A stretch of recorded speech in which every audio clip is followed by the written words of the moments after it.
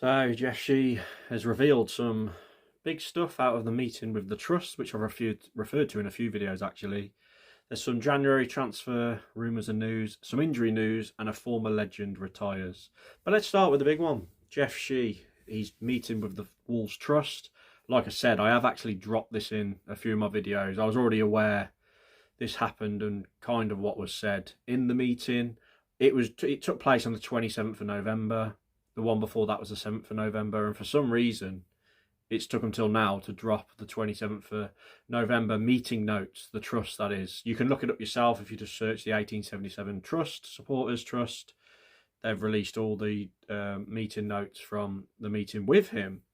It's pretty outdated now, though, because obviously since then there's been protests. We've lost to Forest and Man United because there was a part in the meeting where he said he's confident in Rob and we'll back him and things like that. So they were still talking like we could turn it around at that point. But the main one to come out of it for me was him saying that Fosun do get offers regularly for Wolves and they turn them down.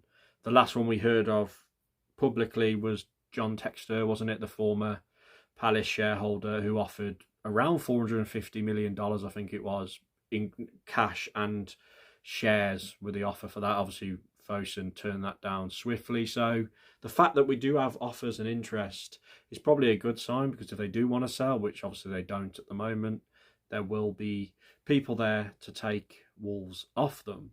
Won't happen now we're going down to the Championship, because as we know, they're an investment company and their investment plummets once we get relegated. So they'll probably want to get us back up before they sell. There's also talks about Jeff talking to the media more and not just doing in-house interviews. He obviously has hidden away a bit the last few years because of the criticism he's been getting.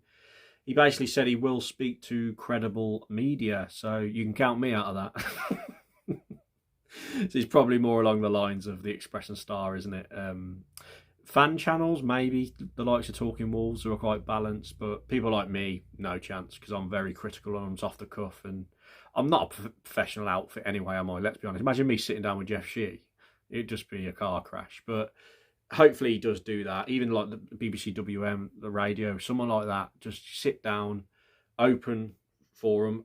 Hopefully it's recorded in some way, and the questions are not scripted and it's not edited, because, yeah, I would like to see his reaction to the protests and how bad the start of the season has been. On that, he did say that he admits that there was mistakes in the summer window. He keeps referring to the fact that he gives too much power to Domenico Tete and Vitor Pereira.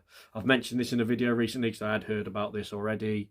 I don't take that argument. He strategically planned that in the summer when he did that interview with the Wolves YouTube channel. He planted that seed because he just wanted to pass all the blame onto Tete and Vitor if things were to go wrong. But he also said in that same interview, him, Matt Jackson, I think Matt Wild was someone else he referenced, they were all in a leadership team together and they were all bouncing off players with each other. So Jeff Shee was involved. And coach, he don't have time to search for all the players. So we as a team, we together, we provide all the options, candidates, scouts, me, Matt, Domenico, Ben, Elliot, and all the people we search for the candidates to him. And he also, of course, has 1 or 2 assistants in his building to check all the players. Then he will tell us, and this is good or not, whatever. And sometimes I will push him because at the end of the day, he has the last say on everything. The last decision always lies with him, even with players that Vitor wanted, by the way. So, yeah, you can read it for yourself. There's a few other things in there as well. But as I said, a lot of it is outdated. And it confuses me why these notes take so long to come out. But there we go. At least Jeff has had communication with the trust, which, by the way, as I've said in a few videos, this is a Premier League rule where he has to do this. All clubs in the Premier League do have to communicate with some kind of supporter trust group. So there we go. Would he do it if that wasn't in place? We'll see next season, because in the Championship, I don't think that is actually a rule, but he probably still will. And I think he actually did mention that in the notes, that the trust did actually put that in. Anyway, let's get on to January coming up thick and fast. We know it's going to be interesting for Wolves. Are we going to sell all our stars, get the profit in, ready for the Championship?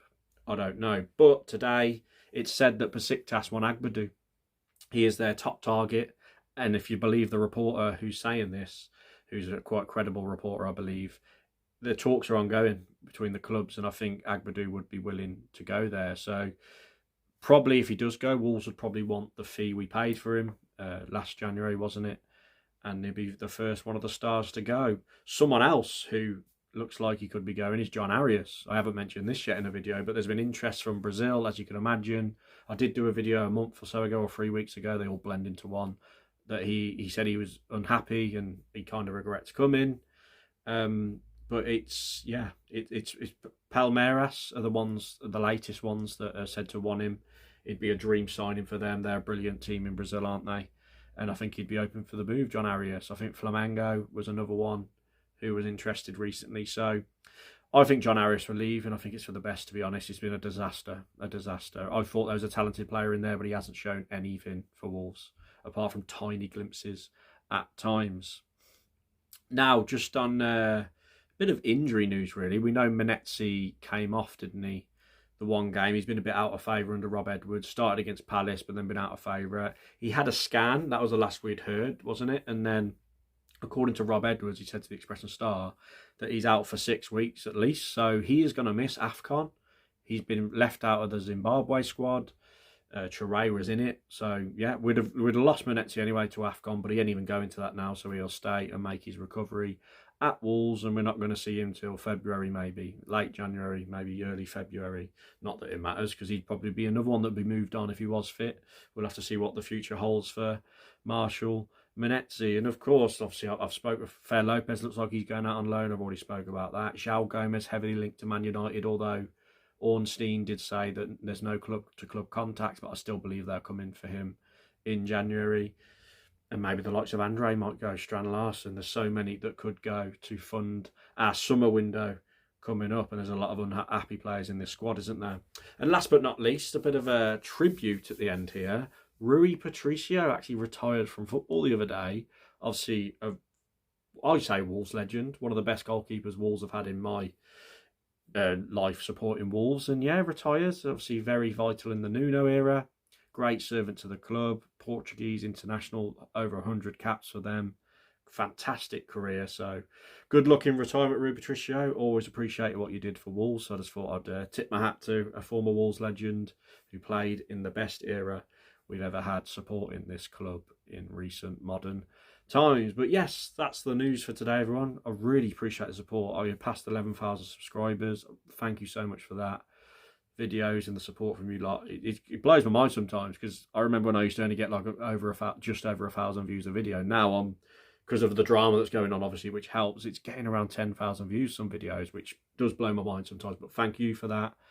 And again, please like the video, it really helps. Please subscribe, that really helps too. And comment your thoughts down below, because I'd love to interact and see what you guys are saying. Cheers everyone, and I'll catch you maybe for an Arsenal preview, but if not, it'll be after the Arsenal game. Cheers.